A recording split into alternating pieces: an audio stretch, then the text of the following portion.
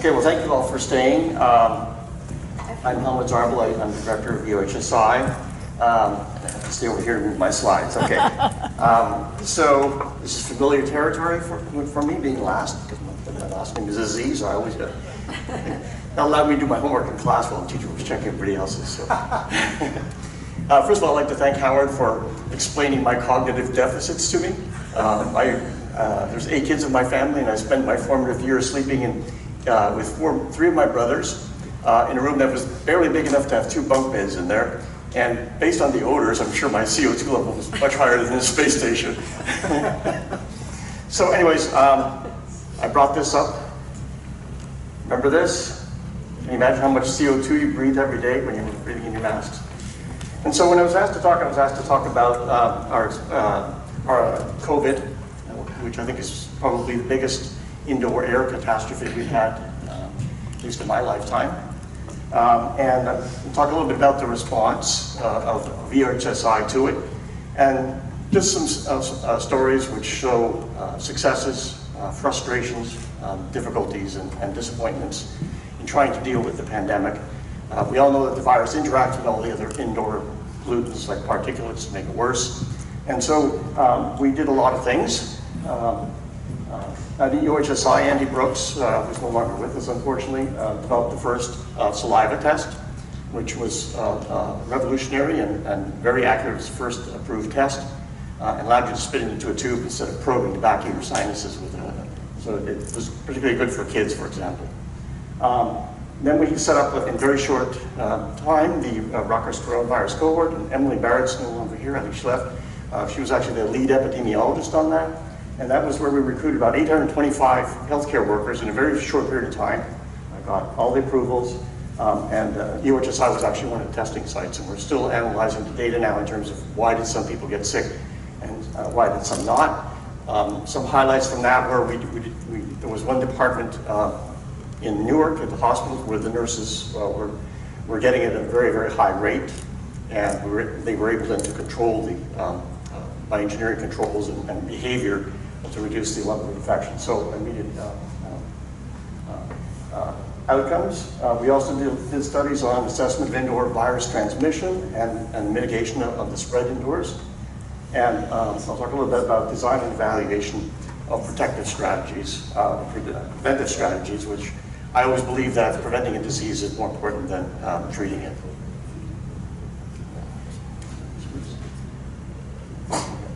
So the first study I'm going to talk about was one that was done by Dr. Kippen, who just spoke to us. And he was looking at the presence of aerosolized COVID virus in homes of patients that actually had COVID. So he and his team went into homes where there was active infection and looked at factors that would affect the spread. And the theory was that it was spread by very small droplets, and therefore you could intervene. Right? Initially we thought it was on surfaces. That turned out not to be a major route of spread. So the idea was that based on the transmission rate was very high in homes. So if you had a person in the home that had COVID, there was a 50% chance of it spreading to another person. And so what Howard and his team did is they put in monitors, look at air quality, particulates, and so on in the homes. In the room, this would be the room where a patient was being isolated. Okay? And then they also put in air filters. And then these were donated. They're fairly expensive. But if you look in the back, there's Rob has actually made a homemade filter that could do the same thing, and you can make for about $50. So take a look at that. It's really worth it. And so these filters and the monitors were placed in the patient's room, but also in rooms that the patient was not supposed to be in, to look at, first of all, could you capture the virus? And did that change the transmission rate? And this is some of our brave young investigators who actually went into the homes where it was active COVID. This is before vaccine. They took great steps to protect themselves. And the study outcome was interesting. Unfortunately, we didn't have enough homes with active COVID because the study was initiated by the time we got funded, it was towards the end of the pandemic. So there weren't enough homes to actually go into. And so, but what Howard and his team found was that the filters did reduce the particulates.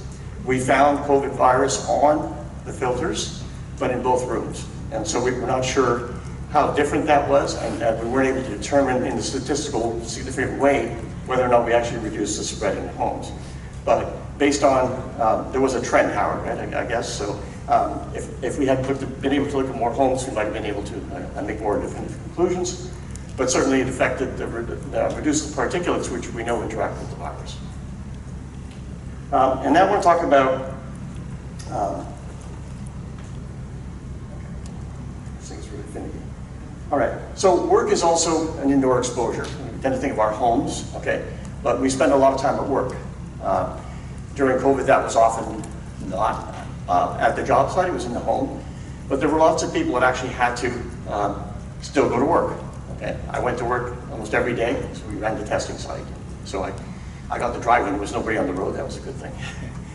But the highest risk of exposure was people that worked in healthcare, for example, dentists, where you have a lot of contact with others, that's set up a sliding scale, physical proximity and exposure to the disease.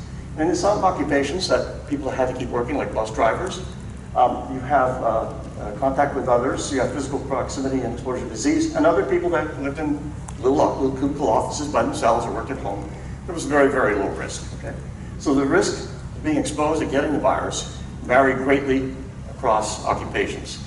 Now this is a slide that I really like. So we're looking at on the x-axis is how much was your annual income, right? And then across the bottom you look at your risk. Okay? And so you can already see that the risk is very low in people who have high-paying jobs, whereas low-paying jobs had the highest risks. The green is healthcare workers, who obviously had the much highest risk. And if you look right over here, at the first big blue dot, that's bus drivers. Okay? Now, why is that significant? First of all, they're not very well paid, right? And they continue to work during COVID because people still had to go to work for some part. And we know that among occupational, the highest risk, other than those involved in healthcare, was in public transportation. Right? We know that among bus drivers, in terms of who they are among the most vulnerable populations. They tend to be, with respect to race, age, and sex. I don't have the data for New Jersey. In New York City, 40% of bus drivers are Black. All right? Low paid and working long hours. And we know from many studies that were done during the pandemic that public transportation was a major contributor to the spread of the virus. You have a lot of people in a very dense region, okay, riding every day. The bus driver is there the whole day. So he or she has the highest exposure. And so being a bus driver was one of the most dangerous jobs during the pandemic. Right? And so there was a justification and a significant and ongoing concern to protect bus drivers. And so we got very interested in this and decided to see if there was anything that we could do to work on this. And so this is a video I found when I was writing the grant for this. This is about an 8-minute video by Mr. Dwyer. He was a bus driver. He was imploring people not to get on the bus if you're coughing or if you feel sick, and wouldn't wear a mask. And he related some of his experiences, and he actually passed away about a week after the video was made. Very heartbreaking video to watch. So what if we could, so one of the things I started thinking about is what if we could make a UV window, or UV lightsaber, basically, to use Star Wars analogy, right? If we could make some sort of a device out of ultraviolet light, because we know ultraviolet light is very efficient at killing the virus. There are different types of ultraviolet light. UVC, which is probably the weakest one, it'll kill things on surface, but it doesn't really penetrate the skin or your eyes. So it'd be less dangerous to people, but still effectively kill the virus. And so we put together a team, and I put up this photo because my collaborator Mark Ray at RPI and Mount Sinai, I could be his twin brother.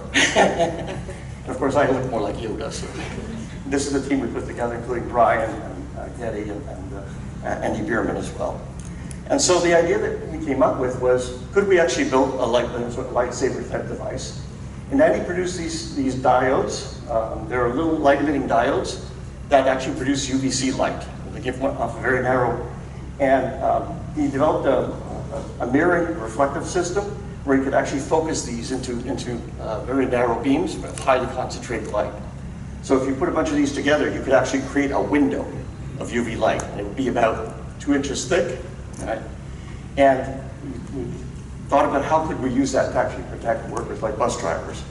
So they did all the engineering modeling and everything, showed that if you had this window, even if you sneezed into it, the virus wouldn't make it across alive, right? So it's all done. We wrote the grant, and one of the things that people were concerned about, what if you penetrate the beam? You could burn yourself, and so they actually built in these infrared beams using a very simple reflective device and a UV or infrared light, that if anything went through the beam, it would immediately shut off the window. Okay, so that was a safety control. And the UV light would be absorbed, wouldn't be reflected back out, so it's a very safe design. And then we actually we only had about a few weeks to put this grant together, so we designed a little box where we could introduce the virus with a little fan. We'd blow it through the UV light. On the other side, we'd have cells and stuff. We wouldn't use COVID, we would use a surrogate. It's a bacteriophage that looks kind of the same, and then we'd measure how much of the live phage got through on the other side. Okay, so we submitted that grant. We were very hopeful, and the idea was that we would place that window between the bus driver and the folks that actually were riding on the bus. So when they got on and communicated with the driver, both would be protected from each other. It was a great idea. The grant almost got funded. They picked on things like little engineering details and so on. And to me, that was a travesty because it was a novel idea, and the urgency of doing something for this cohort of bus drivers was really great. So nonetheless, we went back and redesigned everything, and we came up with the idea of, rather than having this whole big window, because they were concerned about airflow, and when you open the door, the wind might blow in. Nothing is 100% effective, but it would have been effective anyways. But so we came up with this idea. A lot of buses already have plastic screens to protect the bus drivers from violence and so on. So we came up with what's called a speak box, where you design this little thing that goes into the plastic shield, and there'll be sometimes you see these at wickets where you can talk to the person inside, and we'd have the UV light actually inside the little box. Okay. That was we spent a lot of time, and they also didn't like the box that I designed. I'm not an engineer. So Getty Manella's designed this futuristic rocket-shaped thing where everything was controlled, and you had the little pink triangle there is where the light comes down, and we could actually control in very great detail how much got through, how much was lost, how effective was the kill. So this was overkill in my mind. So we resubmitted the grant, and they said, well, COVID's over. So it reminded me of somebody that said mission accomplished, right? It was no longer a priority. This grant the grant that we responded to was an emergency announcement from the CDC to try to deal with the virus. And what about the next pandemic? Right? And most importantly for me, when I thought about how compelling it was to help these folks, what if the drivers and the riders were mostly from minority groups? Would the feeling have been different? And then finally, I can let Brian talk about this, but I messed up his slides, so maybe I should go through my interpretation. We also did something with NJ Transit, because they were also interested in surface disinfection, which turned out not to be such a big deal, but we didn't know that at the time. And so, the idea was that if you wash the surface with something like isopropanol or alcohol or soap, that meant after every shift, the whole bus would have to be washed down by hand or some kind of a sprayer. That was a lot of work. People tried quaternion amines, which also work well, but they're also very toxic. So nobody considered who was doing the cleaning, obviously. Then we also tried to develop different techniques for inactivating the virus. So somebody had asked, I think it was Dr. Italiano about whether they have ventilation systems on a bus. They do, at least on the newer ones. But no standards. No, but there was ideas that we maybe put the UV lights inside the ventilation system. So that was something that was considered.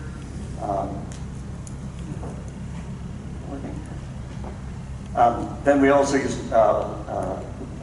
LiDAR, which is a kind of laser to basically make an indoor map of the bus, and then try to map how light would be distributed if we brought in UV lights. And there's a whole series of different UV light sources that are already used in some hospital settings. Some of these are robots that will actually walk around and move around and disinfect everything. Of course, these would have to be put on the bus, do their thing, taken off. These are not easy tasks to accomplish. Brian devised some, they can be big, they're cumbersome, they cost a lot of money. So if they cost $100,000 each and you have 5,000 buses to do, that's not feasible. Right? And they vary in efficiency and so on. So we tested 2 of them. That's the ones we tested, Brian? That's one of the ones, yeah. They were relatively small, and some of them were continuous, some of them were pulsing radar light. And so Brian and his team did was basically measured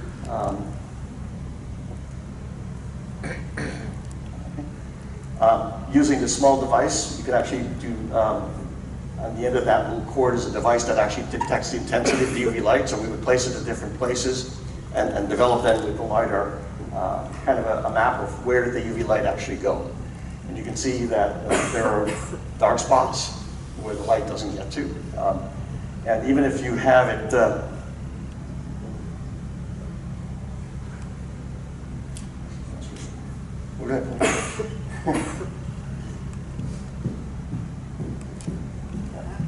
I guess it kicked me out. Last slide? Yeah, just the last slide. So anyways, the bottom line was that, yes, it was fairly effective, but it was only about 60 or 70% of the surfaces would actually be covered under normal sort of operating conditions where you had the thing moving around and so on. And so based on the cost and the difficulty of doing it, they decided that they would just keep cleaning the buses, right? That it just wasn't cost effective. So these are some examples of the things that we tried to do. And I guess if there's another pandemic, we're kind of ready to do it. But I just want to talk about this because for me, the fact that the bus drivers were the 4th highest exposed occupation, next to doctors and nurses and so on, they were at highest risk. And there was some simple things we could do to reduce, maybe not by 100%, but the number of bus drivers that were died and got really sick as a result of exposure. And the environmental justice angle of that, to me, was really, it was scary. And so hopefully if there's another pandemic, which there probably will be with climate change and everything else that's going on, we'll be more ready, and we'll be able to do something more effectively.